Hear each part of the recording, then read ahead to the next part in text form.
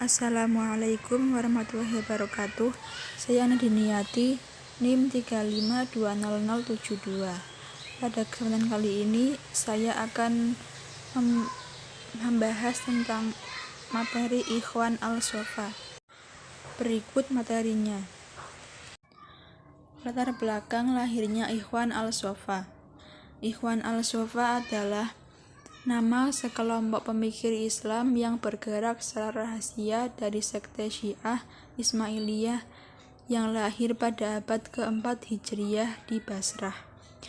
Nama ini diambil dari sebuah kelompok yang mengolah sains dan filsafat, namun tidak untuk kepentingan sains dan filsafat, melainkan untuk sebuah bentuk daripada komunitas etnik spiritual yang hidup di tengah-tengah masyarakat muslim yang sangat heterogen.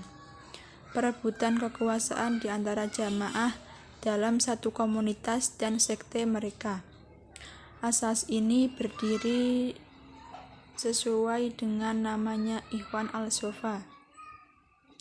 Persaudaraan yang dibangun atas persaudaraan yang tulus dan ikhlas, kesetiakawanan yang suci, murni, serta saling menasihati antar sesama anggota organisasi dalam menuju ridho ilahi. Aktivitas filsafat menurut mereka dikatakan sebagai upaya menyerupai Tuhan, karena Tuhan tidaklah mengatakan kecuali yang benar dan tidak melakukan kecuali kebaikan. Dalam penilaian mereka, syariat agama telah dikotori oleh kebodohan dan kesesatan manusia dalam memahaminya. Dan menurut mereka, tidak ada jalan untuk membersihkannya kecuali dengan filsafat, karena filsafat mengandung hikmah dan kemaslahatan. Bila ditata, filsafat Yunani dengan agama Islam niscaya dihasilkan kesempurnaan. Karya-karya Ikhwan Al-Sofa. Pertemuan yang dilakukan sekali dalam 12 hari di rumah Zaid bin Rifa'ah secara sembunyi-sembunyi tanpa menimbulkan kecurigaan telah melahirkan 52 risalah yang dimulai dengan kajian tentang matematik, ilmu logika, ilmu fisika, dan terakhir membahas tentang tasawuf. Jumlah rasail tersebut adalah 50 risalah dengan satu ringkasan dan satu lagi ringkasan dan dari ringkasan. Kemudian mereka menanamkan karya tersebut ke dalam Rasail Ikhwan Al-Sofa atau Ar-Risalah Al-Jami'ah. Dilihat dari isi, rasail tersebut dapat diklasifikasikan kepada 4 bidang, yaitu yang pertama 14 risalah tentang matematika, yang kedua 17 risalah tentang fisika dan ilmu alam, dan yang ketiga 10 risalah tentang ilmu-ilmu jiwa, dan yang keempat 11 risalah tentang ilmu-ilmu ketuhanan. Kemudian poin terakhir yakni filsafat dari kelompok Ikhwan Al-Sofa. Yang pertama, Ikhwan Al-Sofa berusaha memadukan atau rekonsiliasi atau talfik agama dengan filsafat dan juga antara agama-agama yang ada.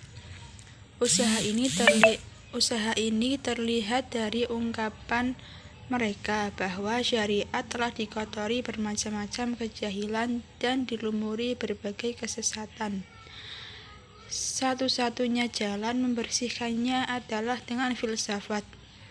Menurut mereka, ungkapan Al-Quran yang berkonotasi indrawi dimaksudkan agar cocok dengan tingkatan nalar orang Arab Badui yang berkebudayaan dan bersahaja.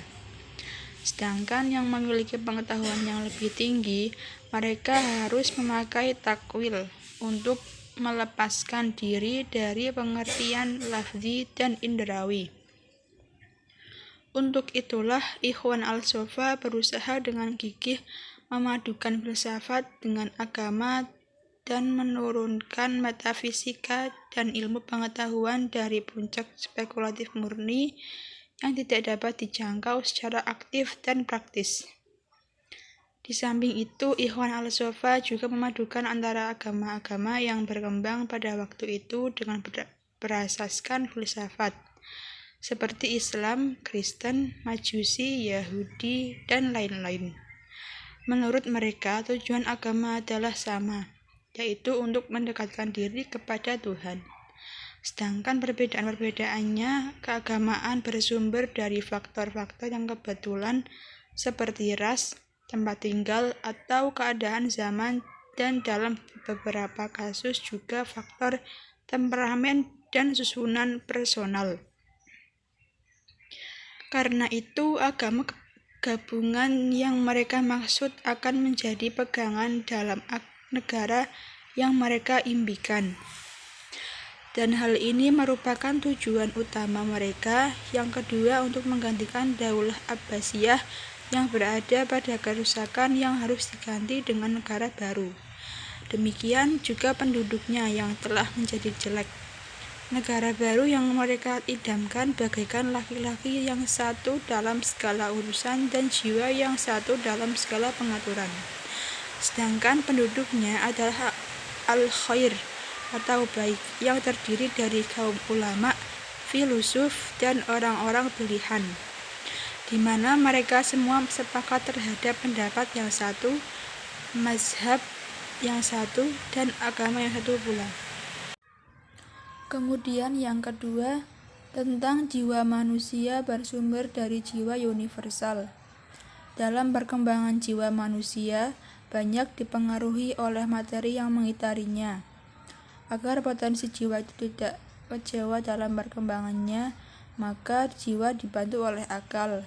Jiwa anak-anak pada mulanya seperti kertas putih yang bersih dan belum ada coretan.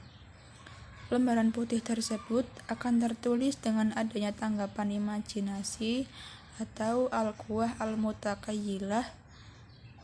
Dari sini meningkat kepada daya fikir atau al-quwah mutafakirah yang terdapat pada otak bagian tengah. Pada tingkat ini, manusia mampu membedakan antara benar dan salah, antara baik dan buruk. Kemudian setelah itu disuruhlah ke daya ingat atau al-quwah al-hafizah yang terdapat pada otak bagian belakang.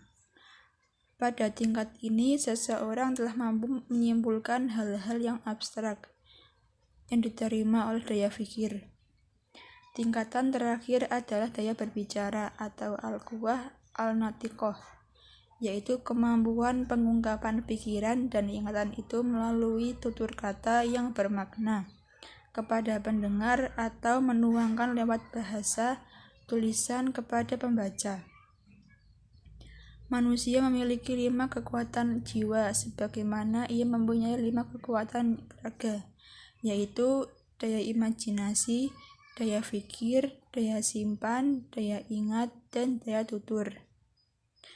Kemudian yang terakhir yakni ketiga, moral, yaitu moral.